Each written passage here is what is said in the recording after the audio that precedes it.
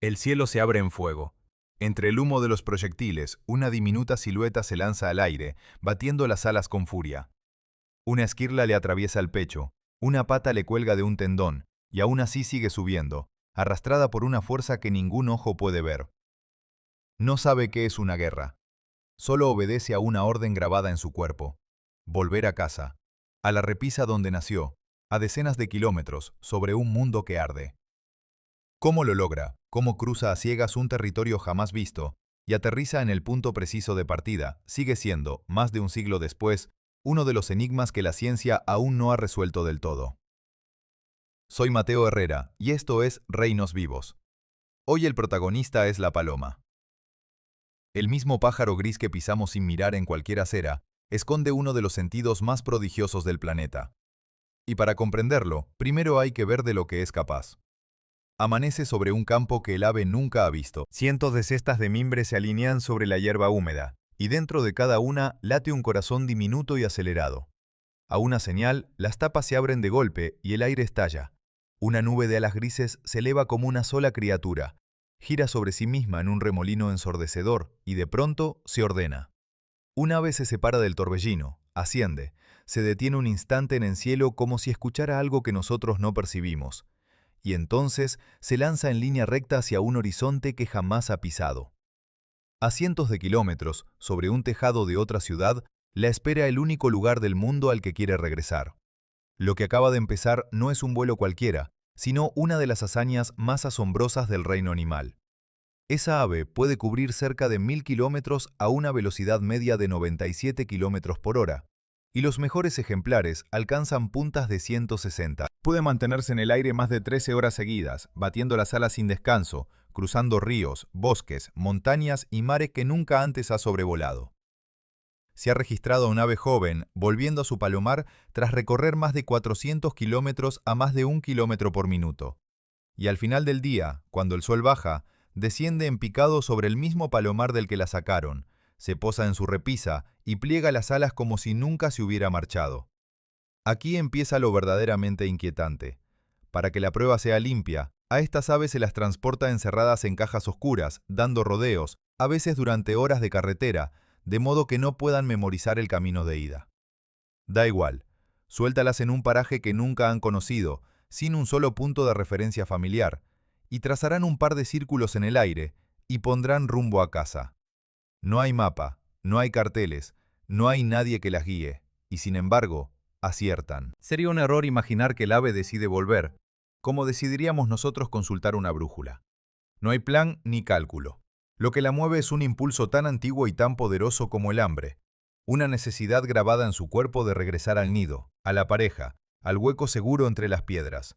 Ese anhelo de hogar es más fuerte que el cansancio y que el miedo, y es el motor de todo. De él los seres humanos han sabido servirse durante miles de años. Porque este pájaro no es una rareza exótica de una selva remota. Es la paloma, la misma que arrulla en las plazas, que camina entre nuestros pies en cualquier acera del mundo, que anida en los aleros de los edificios sin que nadie la mire dos veces. La paloma de nuestras ciudades desciende de la paloma bravía, un ave de acantilado que ha conquistado el planeta entero.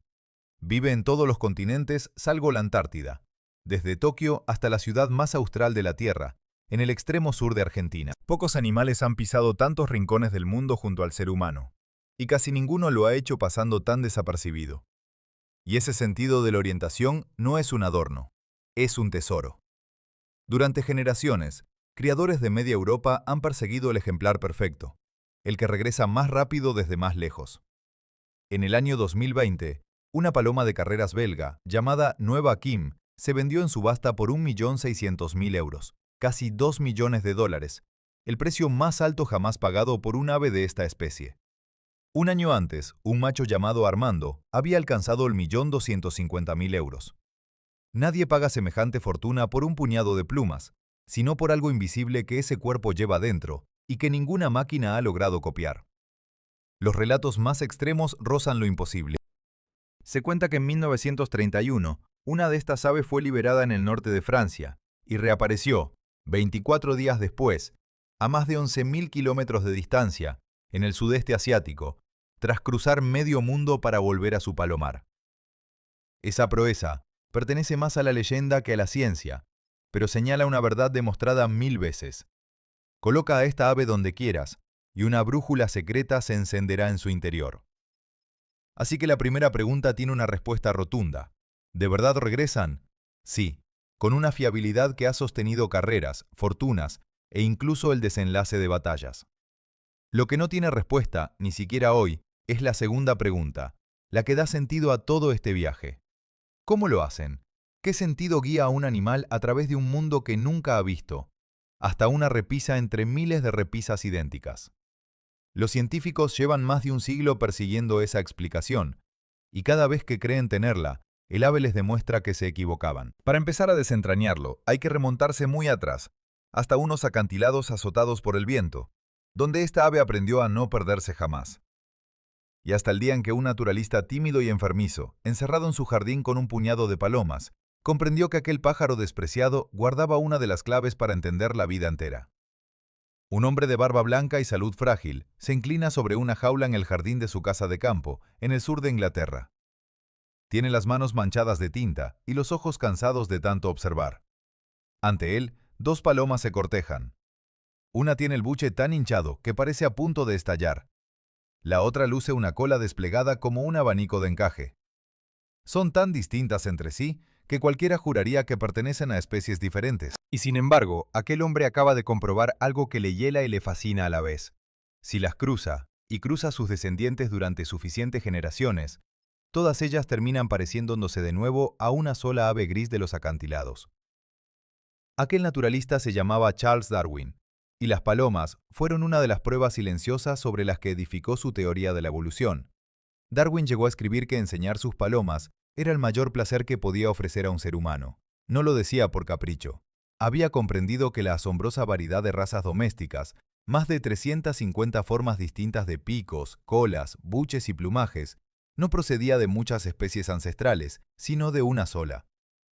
Todas descienden de la paloma bravía, el ave que anida en los roquedales de Europa, el norte de África y Asia. En pocos animales la mano del hombre ha logrado esculpir tanta diversidad a partir de tan poco. Las diferencias entre razas pueden llegar a ser tan grandes como las que separan a especies enteras en la naturaleza. Y aún así, todas siguen siendo, en esencia, la misma criatura. Para entender cómo empezó todo, hay que retroceder muchísimo más atrás que Darwin, hasta unos acantilados barridos por el viento y la sal. Allí vivía la bravía salvaje, un ave que había resuelto un problema difícil: cómo criar a sus hijos en repisas de piedra suspendidas sobre el vacío, sin perderse jamás al volver de buscar alimento a kilómetros de distancia. Esa vida en los riscos moldeó su cuerpo y su instinto, y cuando los primeros pueblos agrícolas levantaron muros, templos y graneros de piedra, la bravía reconoció en ellos algo familiar: acantilados artificiales, con repisas donde anidar y grano al alcance del pico. El ave se acercó al ser humano por su propia voluntad, mucho antes de que nadie pensara en domesticarla. De ese encuentro nació una de las alianzas más antiguas entre nuestra especie y un ave. La paloma es, con toda probabilidad, el ave doméstica más antigua del mundo. Tablillas de arcilla de Mesopotamia, escritas hace más de 5000 años, ya mencionan su cría, y los jeroglíficos del antiguo Egipto la representan una y otra vez. Algunos indicios sugieren que la relación pudo empezar hace hasta 10.000 años. Durante milenios, esa carne tierna del pichón alimentó a imperios enteros, mientras el ave se ganaba también un lugar sagrado. Los egipcios soltaban palomas para anunciar a los 4 vientos la coronación de un nuevo faraón. Y a la diosa del amor, venerada bajo distintos nombres en Grecia y en Roma, se la representaba siempre rodeada de palomas, hasta el punto de que estas aves tiraban de su carro celeste. En medio de esta historia se esconde un secreto que desafía la imaginación. La familia de la paloma no siempre estuvo formada por aves ligeras y voladoras. Uno de sus parientes fue el dodo, aquel pájaro pesado y sin vuelo de la isla de Mauricio, que se convirtió en el símbolo mismo de la extinción. Durante siglos se discutió qué clase de animal era. Hoy el análisis de su cuerpo y de su información genética ha dado un veredicto asombroso. El dodo no era otra cosa que una paloma gigante. Un ave que, aislada en una isla sin depredadores, fue engordando y perdiendo la capacidad de volar hasta alcanzar cerca de 1 metro de altura. Su pariente vivo más cercano es una paloma deslumbrante del sudeste asiático, la paloma de Nicobar, de plumas iridiscentes que brillan en verde, azul y cobre. Cuesta creer que aquel torpe gigante extinto y el elegante pájaro tornasolado sean primos, y que ambos compartan familia con la humilde ave gris de nuestras plazas. Ese parentesco encierra una lección sobre el poder del cambio. La misma raíz que dio un gigante incapaz de despegar, dio también, en manos del ser humano, palomas capaces de dar volteretas en pleno vuelo.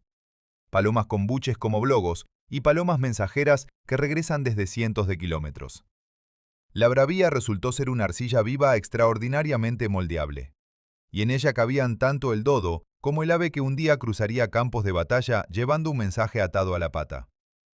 Así que la pregunta del principio queda respondida. ¿De dónde salió una criatura capaz de no perderse jamás? De unos acantilados donde no perderse era cuestión de vida o muerte, y de una larga historia junto a nosotros que la llevó de las repisas de piedra al altar de los dioses y a los palomares de reyes y campesinos. Pero conocer su origen no explica todavía su mayor prodigio.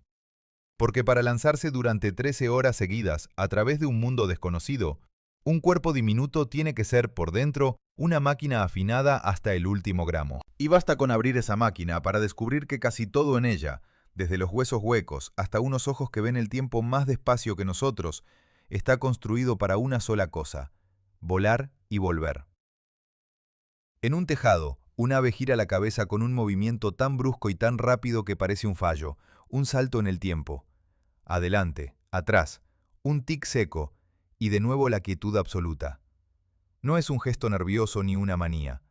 Cada vez que la paloma camina, adelanta la cabeza y luego deja que el cuerpo la alcance, congelando la imagen del mundo durante una fracción de segundo.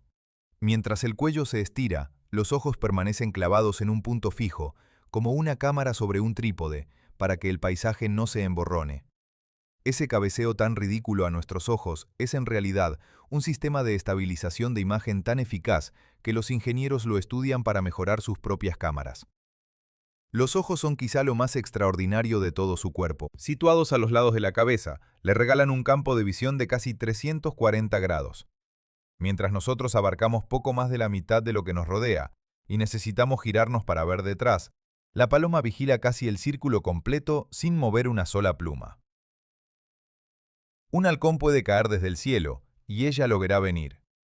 Pero su vista no solo es amplia, sino también más veloz que la nuestra. Percibe los cambios de luz a un ritmo mucho más rápido, de modo que donde un ser humano ve un movimiento borroso, la paloma distingue cada instante por separado, como si el tiempo transcurriera más despacio para ella. Una escena que a nosotros nos parece un manchón fugaz, para ella es una sucesión nítida de imágenes. Y hay más. La paloma posee una visión más rica en colores que la humana. Nuestros ojos combinan solo 3 colores básicos. Los suyos suman un cuarto tipo de receptor, sensible a longitudes de onda que se acercan al ultravioleta, en el borde mismo de lo que nosotros podemos ver. El mundo que percibe está pintado con matices que a nosotros nos resultan sencillamente invisibles. Plumajes que a nuestros ojos parecen idénticos, a los suyos revelan señales secretas que sirven para reconocer a la pareja o distinguir a un rival. Vive, literalmente, en un universo de colores más amplio que el nuestro. Todo ese equipo sensorial no tendría sentido sin un cuerpo capaz de aprovecharlo en el aire, y aquí la evolución ha esculpido una obra de precisión. El esqueleto de la paloma es asombrosamente ligero, con huesos huecos atravesados por refuerzos internos que les dan resistencia sin apenas peso. Sobre el pecho se ancla una quilla ósea pronunciada, y a ella se sujetan unos músculos pectorales enormes en proporción al tamaño del animal. Los motores que baten las alas millares de veces en cada vuelo. Cada gramo cuenta, porque cada gramo hay que sostenerlo durante horas en el aire. El resultado de esa ingeniería son cifras que ya empezamos a intuir. En distancias largas, cercanas al millar de kilómetros, la paloma mantiene una velocidad media de unos 97 kilómetros por hora. Y en tramos cortos, los mejores ejemplares alcanzan puntas de 160. Puede permanecer en vuelo más de 13 horas seguidas sin posarse, un esfuerzo que dejaría agotado a casi cualquier otro animal de su tamaño. Y todo ello impulsado por un metabolismo febril, un corazón que late a un ritmo vertiginoso, y un sistema respiratorio distinto del nuestro, en el que el aire fluye por sacos internos de forma casi continua, extrayendo oxígeno tanto al inspirar como al expirar. Incluso en un gesto tan cotidiano como beber, la paloma revela hasta qué punto es una criatura fuera de lo común. Casi todas las aves del mundo llenan el pico de agua y luego echan la cabeza hacia atrás para dejarla caer por la garganta con la ayuda de la gravedad. La paloma no. Ella hunde el pico en el charco y succiona el agua directamente, como si bebiera con una pajita. Es un rasgo tan raro que apenas un puñado de familias de aves lo comparte, y observarlo con atención es descubrir que hasta el detalle más pequeño de este animal esconde una singularidad. Y aquí volvemos, inevitablemente, al gran enigma que abrió este viaje. Un cuerpo tan afinado, con ojos que ven el tiempo más lento y beben colores prohibidos para nosotros, parecería el lugar perfecto donde alojar esa brújula secreta que la lleva siempre a casa. Los científicos sospechan que la paloma combina varias pistas invisibles. La posición del sol en el cielo, un mapa de olores transportados por el viento, la memoria del paisaje y, sobre todo, algo aún más difícil de creer, la capacidad de percibir el campo magnético de la Tierra. Pero durante décadas, cada vez que intentaban señalar el órgano exacto donde reside ese sentido, el ave se les escapaba entre los dedos. La respuesta, como veremos, estaba escondida en un lugar que nadie se atrevió a mirar durante más de 100 años. Todo este prodigio de la naturaleza, sin embargo, no nace terminado. La misma criatura que cruzará continentes empieza su vida como un ser ciego, casi sin plumas, incapaz de sostener siquiera la cabeza. Y para sacarlo adelante, sus padres fabrican en su propio cuerpo una sustancia tan extraña y tan valiosa que durante mucho tiempo se creyó exclusiva de los mamíferos. En un rincón oscuro bajo un puente, dos crías recién nacidas tiemblan dentro de un nido desordenado de ramitas. Son diminutas, tienen la piel amarillenta cubierta de un plumón ralo y los ojos todavía cerrados. No pueden caminar, no pueden ver, no pueden buscar comida. Uno de sus padres se acerca, abre el pico, y entonces ocurre algo que parece sacado del reino de los mamíferos. La cría hunde la cabeza dentro de la garganta del adulto y bebe. No traga insectos ni semillas. Bebe un líquido espeso y blanquecino que el cuerpo del progenitor ha fabricado para ella. La llaman leche de paloma, y es uno de los secretos más asombrosos de esta especie. Durante mucho tiempo se pensó que producir leche era un rasgo exclusivo de los mamíferos, algo que definía a nuestra propia clase de animales. Pero la paloma rompe esa frontera. En las paredes de un ensanchamiento del esófago, una bolsa donde normalmente almacena grano, las células empiezan a llenarse de grasa y proteína, hasta desprenderse y formar una pasta nutritiva. Ese proceso está gobernado por la misma hormona que activa la producción de leche en los mamíferos. La sustancia que resulta es riquísima. Alrededor de 3/5 partes son proteína, más de 1/3 es grasa, y a ello se suman minerales, defensas y compuestos que refuerzan el sistema inmunitario de la cría. Ningún preparado artificial ha logrado igualarla. Los pichones alimentados con imitaciones crecen mal o no sobreviven. Lo más extraordinario es quién la fabrica. En los mamíferos, la leche es cosa de las madres. En la paloma, la producen por igual el macho y la hembra. Ambos progenitores desarrollan esa capacidad al mismo tiempo, y ambos alimentan a las crías con el líquido que generan en su propio cuerpo. Es un reparto de tareas tan completo que resulta difícil encontrar algo parecido en el resto del mundo de las aves.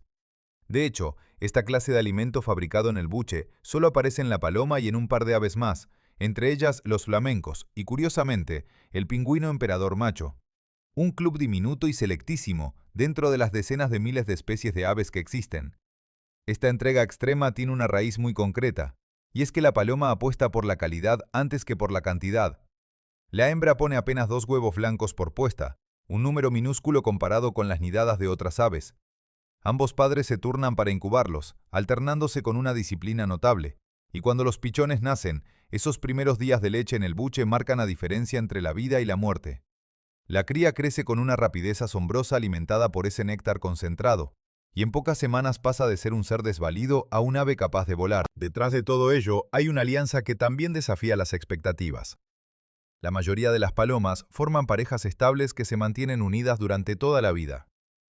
No se trata de un romance en el sentido humano, sino de una estrategia biológica de una eficacia demoledora.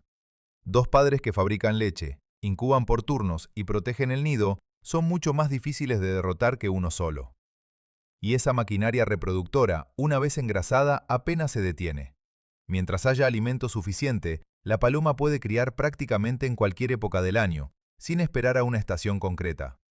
Una sola pareja bien alimentada es capaz de sacar adelante, a lo largo de un año, hasta más de una docena de crías, poniendo una nueva nidada casi antes de que la anterior haya abandonado el nido. Aquí se resuelve un pequeño misterio que quizá el espectador atento ya se había planteado. Si la paloma solo pone 2 huevos cada vez, muchos menos que otras aves, ¿cómo llegó a convertirse en una de las criaturas más numerosas y extendidas del planeta? La respuesta está justo en esta combinación implacable. Pocas crías, pero cuidadas con una dedicación fuera de lo común, alimentadas con un superalimento que fabrican los dos padres, y repetidas una y otra vez a lo largo de casi todo el año. No es una explosión de huevos, sino un goteo constante e imparable de crías bien preparadas para sobrevivir. Y ahí reside también la semilla de su triunfo y de su conflicto con nosotros. Un ave que cría durante todo el año, que no necesita bosques ni estaciones perfectas, que solo pide una repisa protegida y un poco de comida al alcance, tenía ante sí un territorio inmenso por conquistar. Cuando el ser humano empezó a levantar ciudades llenas de cornisas, puentes y desperdicios, no construyó solo un hogar para sí mismo. Sin saberlo, estaba edificando el paraíso perfecto para un superviviente nato. Un ave que estaba a punto de colonizar cada gran urbe del mundo y de ganarse al mismo tiempo la admiración de unos y el desprecio feroz de otros. En una plaza abarrotada, alguien deja caer un trozo de bocadillo, y en menos de 3 segundos el suelo se cubre de plumas grises. Han aparecido de la nada, decenas de ellas, empujándose, aleteando, disputándose las migas entre los pies de la gente. Un turista las espanta con un gesto de asco. Un niño ríe y les tira más pan. Las palomas no huyen del todo. Se apartan lo justo, calculan la distancia exacta a la que un ser humano deja de ser una amenaza y regresan al instante. Han aprendido a leernos mejor de lo que nosotros las leemos a ellas. En esa escena tan banal, repetida cada día en miles de ciudades, se esconde una de las historias de éxito más rotundas de todo el reino animal. Para comprender ese triunfo, hay que recordar de dónde viene esta ave. Su antepasada, la bravía, no era una criatura de bosques ni de praderas, sino de acantilados desnudos y roquedales barridos por el viento. Anidaban repisas de piedra, en huecos entre las rocas, en cornisas suspendidas sobre el vacío. Cuando el ser humano empezó a levantar ciudades, no hizo más que ofrecerle, sin querer, un paisaje idéntico al de su hogar ancestral. Un edificio alto es un acantilado. Un alféizar, una cornisa, el hueco bajo un puente, son repisas perfectas. La paloma no tuvo que reinventarse para vivir entre nosotros, simplemente reconoció en el hormigón y el ladrillo el mundo para el que ya estaba diseñada. A esa afinidad se sumó una flexibilidad extraordinaria a la hora de comer. En su origen es un ave granívora, alimentada de semillas y granos, pero en la ciudad se ha convertido en una oportunista capaz de aprovechar casi cualquier cosa. Migas, restos de comida, desperdicios olvidados en el suelo. Esa capacidad de adaptarse a lo que haya, sumada a su costumbre de criar durante casi todo el año, le abrió las puertas de un imperio. Hoy la paloma habita en todos los continentes salvo la Antártida, desde las grandes capitales de Asia hasta la ciudad más austral del planeta, en el extremo sur de Argentina. Pocos animales han seguido al ser humano hasta tantos rincones del mundo, y casi ninguno lo ha hecho instalándose con tanta naturalidad en el corazón mismo de nuestras urbes. Y sin embargo, ese éxito arrastra una sombra. La misma ave que fue sagrada para faraones y diosas del amor es hoy, para millones de personas, poco más que una molestia. En el año 1980, una célebre película popularizó una expresión que se ha quedado pegada a la especie como una etiqueta imposible de arrancar: ratas con alas. 2 palabras que resumen el desprecio con que muchos las miran, culpándolas de ensuciar monumentos y saturar las plazas. La caída ha sido vertiginosa. El mismo pájaro que alimentó imperios, que anunció coronaciones y que tiró del carro de una diosa, terminó convertido en el símbolo de la suciedad urbana. Aquí se abre una pregunta incómoda que conviene no esquivar. ¿Es la paloma de ciudad esa plaga sucia que muchos denuncian, o una superviviente admirable a la que juzgamos con dureza? La respuesta honesta es que existen visiones muy distintas y legítimas. Es cierto que las grandes concentraciones de estas aves plantean problemas de higiene en algunos entornos, y por eso muchas ciudades buscan formas de controlar su número. Pero también es cierto que la paloma cumple su papel en el ecosistema urbano. Dispersa semillas, limpia restos de comida y, sobre todo, sostiene a otros animales. Porque allí donde abundan las palomas aparece su cazador más veloz, y la ciudad se convierte en un inesperado escenario de caza. La propia paloma, mientras tanto, no vive su fama despreciada, vive su instinto. Ese apartárselo justo cuando alguien se acerca, ese cálculo permanente de la distancia de seguridad no nace del descaro, sino de una lección grabada a fuego en la especie. La bravía sobrevivió durante milenios en colonias apretadas sobre los acantilados, y de allí heredó su carácter gregario y su costumbre de moverse en bandada. Juntarse en grupo no es sociabilidad ociosa, es una estrategia de supervivencia. En un enjambre de plumas que se eleva de golpe, resulta muchísimo más difícil para un depredador fijar la vista en una sola presa. Muchos ojos vigilan a la vez, muchas alas confunden al atacante y la probabilidad de que le toque a uno concreto se diluye entre todos.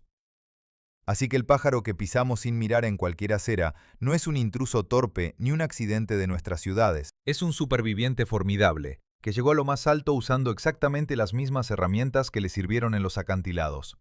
La afinidad por las alturas de piedra, la flexibilidad para comer casi cualquier cosa, la cría incansable y la seguridad del grupo. La ciudad no domesticó a la paloma. Fue la paloma la que, silenciosamente, hizo suya la ciudad. Pero por muy numeroso y muy astuto que sea un grupo, la seguridad de la bandada nunca es completa. Sobre estos tejados y estas plazas planea, en silencio, una amenaza que ha perseguido a la paloma desde mucho antes de que existieran las ciudades. Un cazador tan perfecto que puede caer del cielo más rápido que cualquier otro ser vivo del planeta. En el laboratorio, la escena parece un acto de crueldad absurda. Un investigador se inclina sobre una paloma y le ata al lomo un diminuto imán. A otra, en cambio, le coloca un simple trozo de latón del mismo peso. Luego transporta a las dos aves lejos, muy lejos, hasta un paraje que ninguna conoce, y la suelta bajo un cielo cubierto de nubes, sin sol a la vista.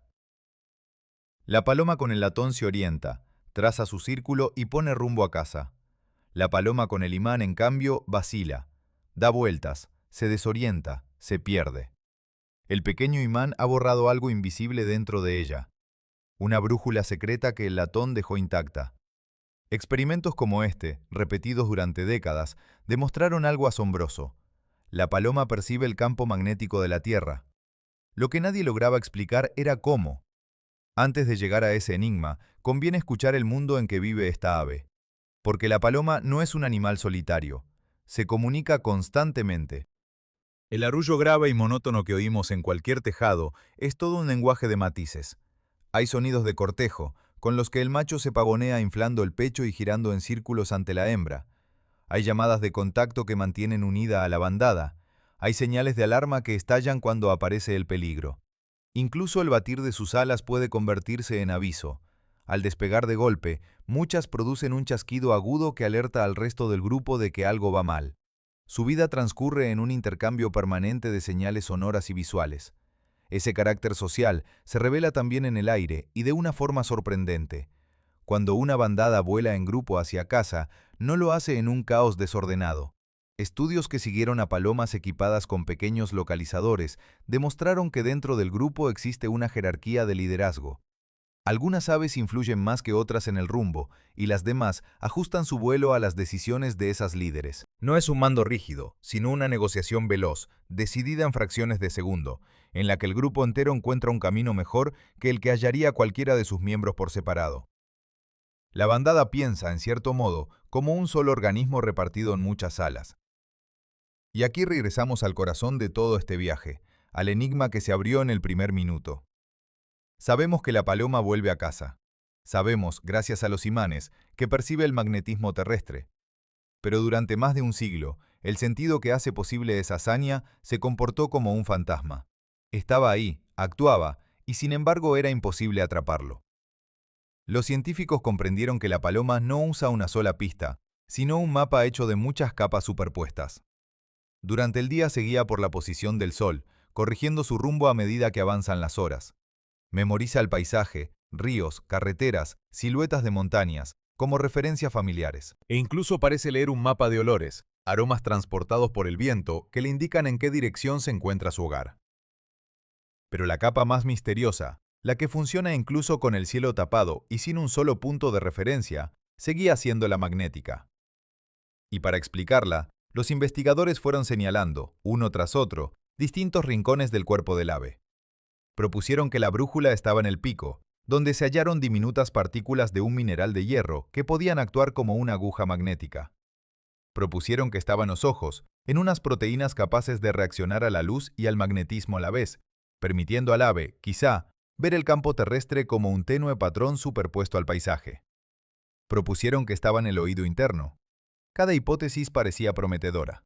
Y cada una, al ponerse a prueba a fondo, se tambaleaba y dejaba el enigma tan abierto como antes. Así, tras más de 100 años de experimentos, la ciencia se encontró en una situación desconcertante. Tenía la prueba irrefutable de que la paloma siente el magnetismo de la Tierra. Tenía candidatos por todas partes: el pico, los ojos, el oído, y sin embargo, ninguno resistía el escrutinio definitivo. Era como saber con certeza que dentro de una casa suena un reloj, recorrer todas las habitaciones y no encontrarlo en ninguna. La brújula parecía no estar en ningún lugar concreto del cuerpo, y esa paradoja resistiría hasta que, ya en nuestra década, alguien decidiera buscar donde nadie había mirado. Mientras los científicos perseguían ese fantasma en el laboratorio, en el cielo real, la paloma libraba una batalla mucho más antigua y mucho más directa. Porque de nada sirve una brújula perfecta si, en pleno vuelo hacia casa, una sombra cae sobre ti a una velocidad que ningún ojo humano alcanzaría a seguir. Una paloma vuela tranquila sobre los tejados, batiendo las alas con ritmo constante. No sabe que cientos de metros por encima, un punto oscuro la ha elegido. De pronto ese punto se deja caer. Pliega las alas contra el cuerpo, se convierte en una flecha viva y desciende cortando el aire a una velocidad que supera con creces los 300 kilómetros por hora. Es el halcón peregrino, el animal más veloz del planeta, y en ese instante, nada en la naturaleza cae más rápido que él. La paloma apenas tiene tiempo de percibir una sombra que crece. Un golpe seco, un estallido de plumas en el aire, y el cazador se aleja con su presa entre las garras. Este drama se repite cada día sobre nuestras ciudades, casi siempre sin que nadie lo advierta. El halcón peregrino no es un enemigo cualquiera, ha convertido a la paloma en una de sus presas favoritas, y allí donde abundan estas aves, él prospera.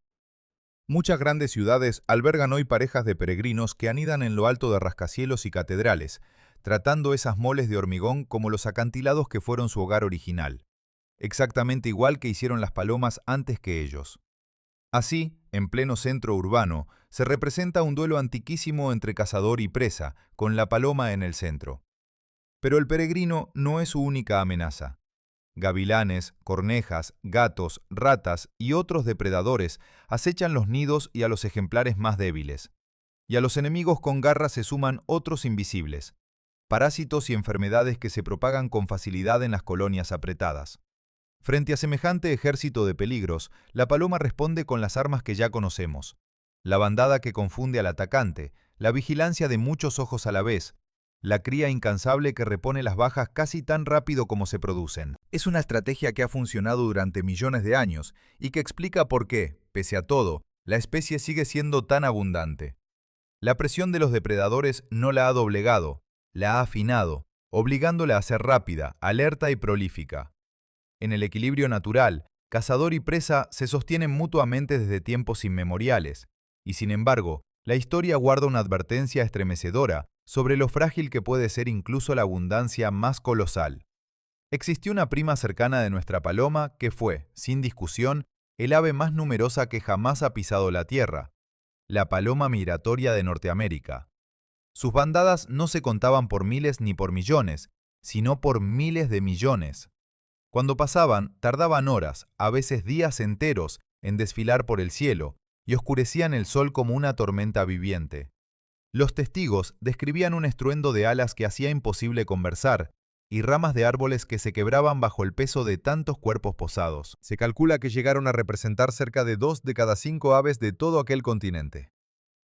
Parecían sencillamente inagotables. Aquí surge la pregunta que durante mucho tiempo desconcertó a los naturalistas. ¿Cómo puede un ave tan increíblemente numerosa, tan aparentemente invulnerable, desaparecer por completo? Porque eso es exactamente lo que ocurrió, y a una velocidad que aún hoy resulta difícil de asimilar. La respuesta fue una combinación despiadada. Por un lado, una caza comercial masiva. Se abatían y se enviaban por ferrocarril carga tras carga de estas aves para venderlas como alimento barato en las ciudades. Por otro, la destrucción de los grandes bosques donde se reunían para criar. Y a ello se sumó una debilidad oculta en su propia biología. Aquella ave estaba tan adaptada a vivir en multitudes gigantescas que cuando sus bandadas menguaron por debajo de cierto umbral, ya no supo reproducirse. Necesitaba la muchedumbre para existir, y sin ella se derrumbó. El final tiene nombre propio, y es de una tristeza sobrecogedora. La última paloma migratoria del mundo, una hembra llamada Marta, murió en cautividad el 1 de septiembre de 1914 en un zoológico de Estados Unidos. Con ella se extinguió para siempre una especie que apenas unas décadas antes tapaba el cielo. En menos de una vida humana, la más abundante de todas las aves pasó de los miles de millones a exactamente 0. Su cuerpo, conservado en un museo, sigue siendo hoy uno de los recordatorios más elocuentes de que ninguna abundancia, por inmensa que parezca, está garantizada. Aquella catástrofe la desencadenó, sobre todo, la mano del ser humano. Y sin embargo, la relación entre nuestra especie y la paloma no es una simple historia de destrucción, porque el mismo animal que fuimos capaces de exterminar por millones es también el que llevamos al frente de nuestras guerras, al que confiamos secretos de Estado y fortunas enteras, y al que un día, en el capítulo más extraño de todos, un puñado de científicos entrenaría para pilotar una bomba. Otoño de 1918, en un bosque del norte de Francia. Más de 500 soldados estadounidenses están atrapados tras las líneas enemigas, sin comida, sin agua, diezmados. Y por si fuera poco, su propia artillería, que los cree en otra posición, ha empezado a bombardearlos. Cada minuto mueren hombres bajo el fuego de sus compañeros. El comandante escribe un último mensaje desesperado, lo introduce en una cápsula minúscula y la ata a la pata de una paloma llamada Cher Ami. El ave se eleva, y de inmediato el enemigo la acribilla. Una bala le atraviesa el pecho, otra le destroza una pata, un ojo queda cegado, cae. Y entonces, contra toda lógica, vuelve a levantar el vuelo. Recorre unos 40 kilómetros con el mensaje colgando de la pata desgarrada, y llega. El bombardeo se detiene. 194 hombres sobreviven gracias a un pájaro moribundo. Cher Ami se convirtió en leyenda, condecorada por el ejército francés y conservada tras su muerte para la memoria de las generaciones futuras. Pero no fue un caso aislado. Durante las 2 guerras mundiales, las palomas mensajeras fueron un arma de comunicación de primer orden, capaces de atravesar zonas donde el teléfono y la radio fallaban o podían ser interceptados. Solo el ejército estadounidense llegó a disponer de unas 200.000 de estas aves durante la Segunda Guerra Mundial. En Gran Bretaña se creó una medalla especial para condecorar a los animales por su valor en combate. Y de todos los premiados, ninguna especie recibió más galardones que la paloma.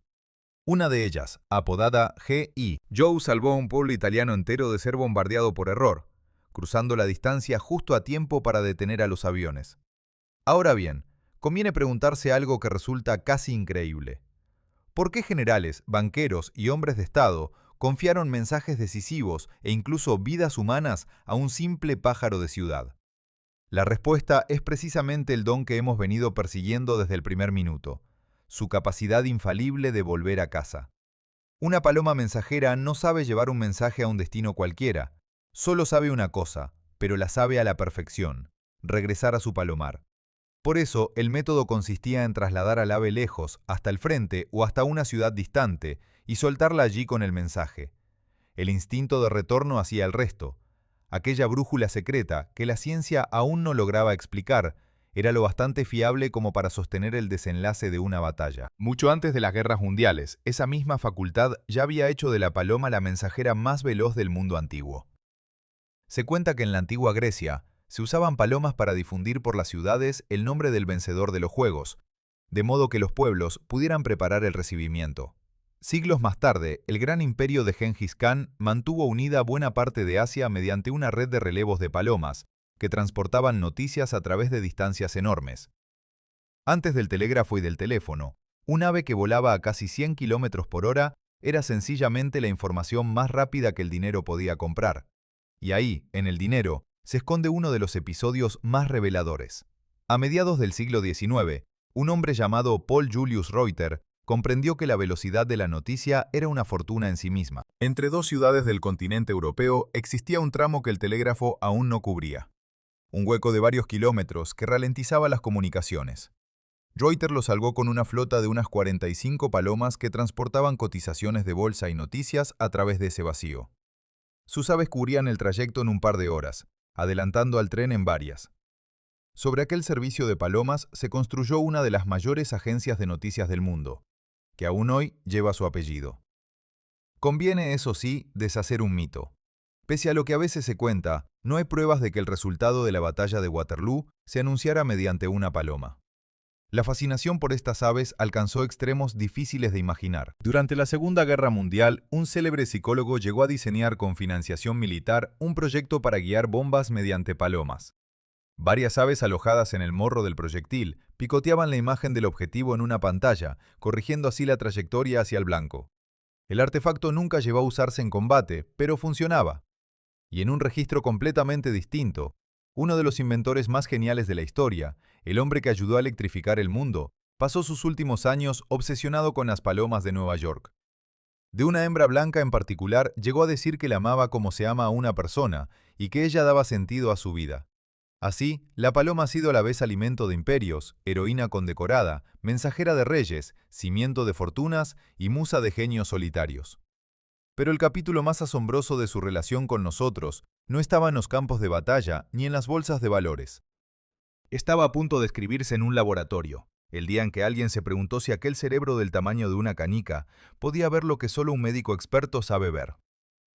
En una sala de laboratorio, una paloma se planta frente a una pantalla. En ella aparece la imagen ampliada de un tejido humano, una maraña de células y sombras que un estudiante de medicina tardaría meses en aprender a interpretar. El ave observa un instante y picotea uno de dos botones de colores. Acierta. El tejido era canceroso. Aparece una nueva imagen, y otra vez picotea correctamente. Y otra. Y otra. Con el paso de los días, esta paloma llega a distinguir un tumor maligno de un tejido sano, con una fiabilidad que roza la de un patólogo humano. No memoriza las imágenes, aprende a reconocer los rasgos del cáncer y aplica esa lección a fotografías que jamás ha visto. Este experimento, real y documentado, obliga a replantearse todo lo que creíamos saber sobre la mente de este pájaro despreciado. Los resultados fueron asombrosos. Palomas entrenadas durante apenas un par de semanas alcanzaban aciertos cercanos al 85 o 90% al clasificar imágenes de tejido mamario. Y cuando se combinaban las respuestas de varias aves, haciendo que un pequeño grupo votara sobre cada imagen, la fiabilidad del conjunto se disparaba hasta cerca del 99%, a la altura de los especialistas. La explicación de fondo es tan sorprendente como el resultado.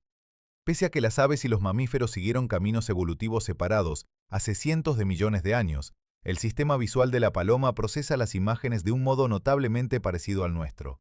Por eso resulta un modelo tan valioso para estudiar cómo aprenden a mirar los propios médicos. Ese talento visual no es un caso aislado, sino la punta de un iceberg de capacidades que durante mucho tiempo nadie quiso reconocer en la paloma. En un experimento hoy célebre, se entrenó a varias de estas aves para diferenciar cuadros de dos pintores de estilos muy distintos, uno de trazo suave y luminoso, otro de formas quebradas y angulosas. Las palomas no solo aprendieron a distinguir las obras con las que se las había entrenado, sino que, al mostrarles cuadros nuevos que nunca habían visto, seguían clasificándolos correctamente según el estilo de cada autor. Habían captado algo abstracto, una manera de pintar, no simples imágenes memorizadas. En otras pruebas, aprendieron a diferenciar las letras del alfabeto y a ordenar fotografías en categorías. Todo esto plantea una pregunta que desafía nuestros prejuicios. ¿Cómo es posible que un cerebro tan diminuto, del tamaño aproximado de una canica, rivalice en ciertas tareas con la mente de un ser humano o de un primate? Durante mucho tiempo se creyó que la inteligencia dependía sobre todo del tamaño del cerebro, y por eso a las aves se las despachaba como criaturas simples y mecánicas. La paloma demuestra que estábamos equivocados. Lo que importa no es solo el tamaño, sino la densidad y la eficiencia de las conexiones. El cerebro de estas aves empaqueta una cantidad extraordinaria de neuronas en un espacio minúsculo, y las organiza de un modo que, sin parecerse a nuestra corteza, cumple funciones sorprendentemente equivalentes. La respuesta, por tanto, es clara y hasta cierto punto humillante para nuestra vanidad. La paloma es mucho más inteligente de lo que su fama sugiere. Reconoce rostros humanos y los recuerda durante años. Distingue a la persona que la ha alimentado de la que la ha espantado. Aprende rutas, memoriza lugares, resuelve pequeños problemas. E incluso ante un espejo muestra reacciones desconcertantes. Aunque los científicos aún debaten hasta qué punto se reconoce a sí misma, es capaz de detectar la diferencia entre su propio reflejo y el de otra paloma. una habilidad que muchos animales considerados listos no alcanzan. El pájaro que pisamos sin mirar guarda tras esos ojos de aro anaranjado una mente muchísimo más compleja de lo que jamás le concedimos. Y sin embargo, con toda esta inteligencia catalogada, con su vista prodigiosa, su historia milenaria y sus hazañas de guerra, seguimos sin haber respondido a la pregunta que encendió este viaje en el primer minuto. Sabemos que la paloma ve el cáncer, distingue a los pintores, reconoce nuestros rostros, pero aún ignoramos cómo, arrancada de su hogar y soltada en un mundo desconocido, encuentra siempre el camino de vuelta. Esa respuesta, escondida durante más de un siglo, estaba a punto de aparecer en el lugar más inesperado de todo su cuerpo. En un laboratorio de nuestra década, un grupo de investigadores repite un viejo experimento con una idea completamente nueva. Sueltan palomas bajo un cielo encapotado, sin sol que les sirva de guía, para obligarlas a depender solo de su brújula magnética. Unas vuelven a casa sin problema, otras, en cambio, se pierden. La diferencia entre unas y otras no está en el pico, ni en los ojos, ni en el oído, los lugares donde la ciencia había buscado durante más de 100 años. Está en un órgano que nadie había relacionado jamás con la navegación, el hígado. Las aves a las que se había alterado cierto tipo de células del hígado eran precisamente las que perdían el rumbo con el cielo cubierto. La brújula secreta llevaba todo ese tiempo escondida donde a nadie se le ocurrió mirar. El hallazgo, publicado en el año 2026, apunta a unas células del sistema inmunitario que residen en el hígado y que al acumular hierro adquieren propiedades magnéticas. Según esta hipótesis, funcionarían como una diminuta aguja interior capaz de percibir el campo terrestre y transmitir esa información al cerebro. Es una idea revolucionaria porque rompe con todo lo que se había supuesto durante décadas. Pero conviene ser honestos, se trata de una explicación reciente, apoyada por unos experimentos concretos, y no todos los científicos la aceptan aún. Hay quien pide más pruebas, quien duda de que ese sea el mecanismo definitivo. La búsqueda, lejos de cerrarse, ha entrado en un capítulo nuevo y apasionante. Y esta es quizá la verdad más hermosa de toda la historia. Después de más de un siglo persiguiendo la brújula de la paloma, la ciencia no ha llegado a una respuesta única y sencilla, sino a algo mucho más rico. La paloma no navega con un solo sentido, sino con un mapa formado por muchas capas que se complementan. Usa el sol como referencia durante el día, memoriza el paisaje, los ríos y las siluetas del horizonte. Lee un mapa dolores traído por el viento. Y cuando todo lo demás falla, cuando las nubes tapan el cielo y no hay ninguna referencia visible, recurre a esa misteriosa brújula magnética que aún estamos empezando a comprender. El prodigio no era un truco escondido en un rincón del cuerpo, sino la orquesta entera de un ser vivo trabajando a la vez. Con ese saber recién estrenado, la mirada sobre el futuro de la especie se vuelve más matizada. La paloma de nuestras ciudades goza de una salud envidiable, es abundante, adaptable y no corre el menor peligro de desaparecer. Su antepasada salvaje, en cambio, la bravía de los acantilados, afronta un destino más incierto, porque en muchos lugares se cruza con las palomas urbanas escapadas de los palomares y va perdiendo poco a poco su linaje original. Y sobre el recuerdo de la paloma migratoria, aquella que pasó de los miles de millones a cero, planea hoy un debate fascinante. Hay quien sueña con devolverla a la vida mediante las nuevas técnicas genéticas, mientras otros advierten de los riesgos y las dudas de resucitar lo que ya se extinguió. Son cuestiones abiertas, sin respuestas fáciles, que cada cual habrá de sopesar. Al final de este viaje, el pájaro gris de la acera ya no puede volver a mirarse igual. Detrás de ese arrullo monótono se esconde el ave doméstica más antigua del mundo, la que ayudó a Darwin a comprender la vida, la que emparenta con un gigante extinto, la que fabrica leche en su propio cuerpo, la que salvó a 194 soldados, la que detecta tumores y distingue a los grandes pintores. Y sobre todo, la que guarda en su interior una brújula que la humanidad ha tardado más de 100 años en empezar a descifrar, y que aún hoy no ha revelado todos sus secretos. La próxima vez que una paloma cruce tu camino y alce el vuelo, recuerda que ese cuerpo diminuto lleva dentro uno de los enigmas más asombrosos y mejor guardados de la naturaleza. Hasta aquí el viaje de hoy por la vida de la paloma. Soy Mateo Herrera, y ha sido un placer recorrer contigo los secretos de esta criatura extraordinaria. Si este viaje te ha hecho mirar el mundo con otros ojos, deja tu me gusta y suscríbete para seguir descubriendo juntos las maravillas de los reinos vivos.